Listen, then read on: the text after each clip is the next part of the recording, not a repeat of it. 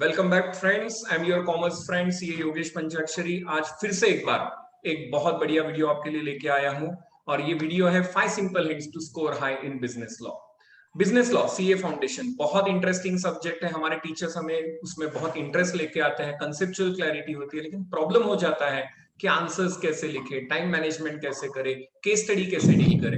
ये सब जानने के लिए आज हमारे साथ है Hitesh Mehta sir. He is our specially law educator for PP and he's teaching law for last 9 years or more, and that is why उनका जो स्पेशलाइजेशन है। तो चलिए उसका पूरा फायदा उठाते हुए इस 5 मिनट की वीडियो में जानते हैं 5 simple hints to score high in business law.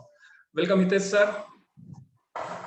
Thank you sir, thank you very much. तो आज हमारे बच्चों को कुछ सवाल है, तो चलिए मैं आपके पास लेके आता हूँ। पहला सवाल, obvious question to come is how to write the case study, how to gain more marks in case studies. Over to you sir.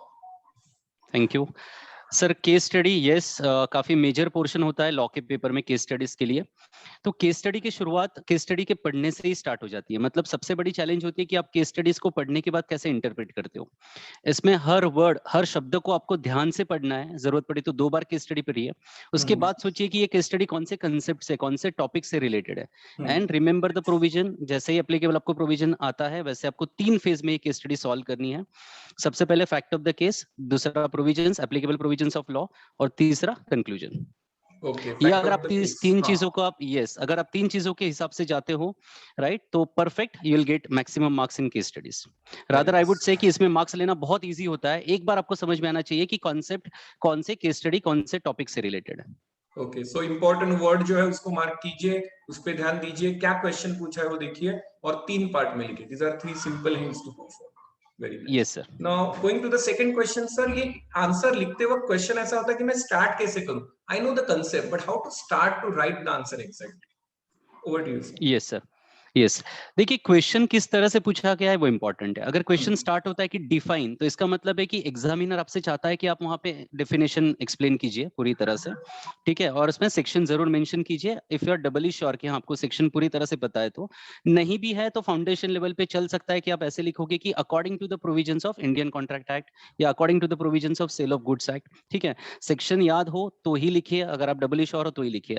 Unnecessary attempt मत कीजिए कि चलो कर लेंगे, हो जाएगा, ऐसा मत कीजिए, क्योंकि रॉन्ग अगर आपने सेक्शन लिखा तो it will give very bad impression, ठीक है। सो डिफाइन से अगर क्वेश्चन स्टार्ट होता है तो आप एक्सप्लेनेशन, आप डेफिनेशन का दीजिए, डेफिनेशन से स्टार्ट कीजिए।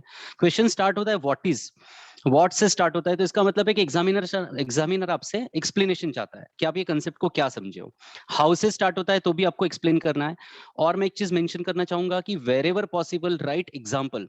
2 चीजें होती है एग्जांपल लिखने से, एक तो आपका आंसर परिपूर्ण लगता है, कंप्लीट लगता है, और दूसरा आप कंसेप्ट के साथ एग्जांपल लिखते हो जिसका मतलब होता है कि आपको कंसेप्ट पूरी तरह से समझ में आया 100%। Okay, so what I could pick from it is, first thing, if you are sure about the section तभी लिखिए, otherwise section number गलत लिखने से मार्क्स जाएंगे। सेकंड थिंग, क्या पूछा है, व्हाट पूछा है या हाउ पूछा है, उस पे आपका आंसर डिपेंड करेगा। Yes, that was a perfect point sir.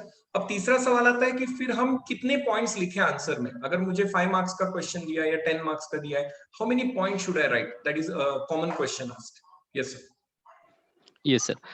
Usually ये कंफ्यूजन स्टूडेंट्स में होता है कि मुझे आता तो बहुत है लेकिन लिखना एग्जैक्टली कितना है। सो आई ऑलवेज से कि आपको मार्क्स कितने पूछे गए, कितने मार्क्स के लिए कोई क्वेश्चन पूछा गया, उसके हिसाब से आपका लेंथ ऑफ आंसर डिपेंडेंट होना चाहिए। एग्जांपल लेते हैं, अगर कोई क्वेश्चन आपको 5 मार्क के लिए पूछा गया है तो कंफर्टेबली आप 6 से 7 पॉइंट लिखिए, again depending on time.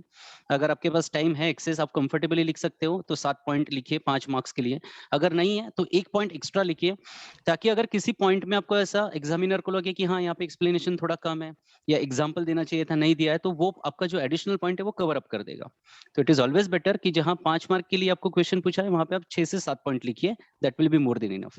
Okay, so point wise answer लिखना ज्यादा अच्छा रहेगा instead of writing it in paragraphs, right? Absolutely, yes okay, yes. Okay. Sir एक सवाल ऐसा है कि अभी हमारा एग्जाम का day before exam, how should we manage, इतना बड़ा पोर्शन है, how to revise this portion, that's my question.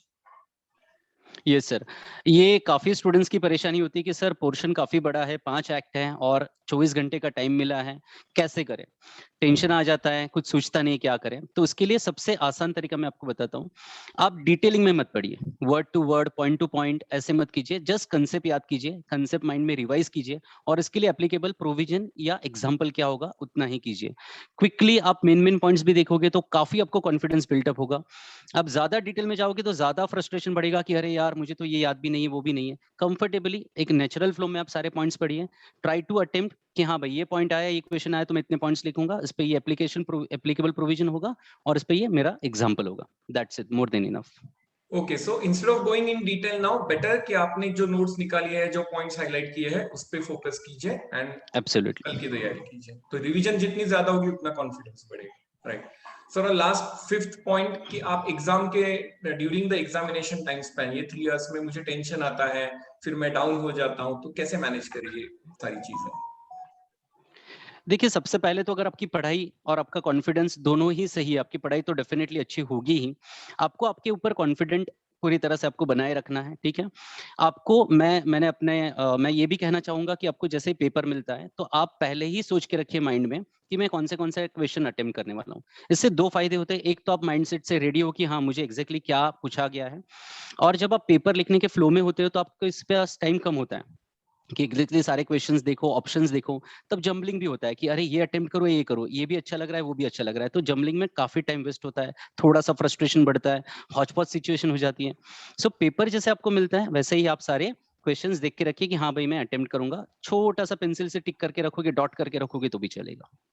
Okay, तो decide the series of question first, और अगर ड्यूरिंग द पेपर कुछ टेंशन आता है, तो मैंने सीए के तीनों लेवल पे टेंशन फेस किया है, तो मैं मेरा एक्सपीरियंस कहूंगा कि ये टेंशन टाइम बीइंग होता है, उसको 2-3 मिनट उसको रिस्पेक्ट दो, उसको बोलो भाई हो गया अभी रिस्पेक्ट, अब आगे बढ़ो, मैं अगले क्वेश्चन की तरफ जा रहा हूँ। So if you can manage this 3 hours, I think बहुत अच्छा स्कोर आपको मिलेगा, right.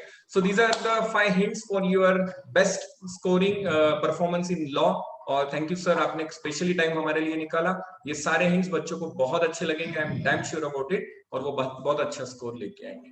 Thank you sir. Yes sir, thank you very much sir. मैं एक चीज ऐड करना चाहूंगा इफ यू परमिट मी।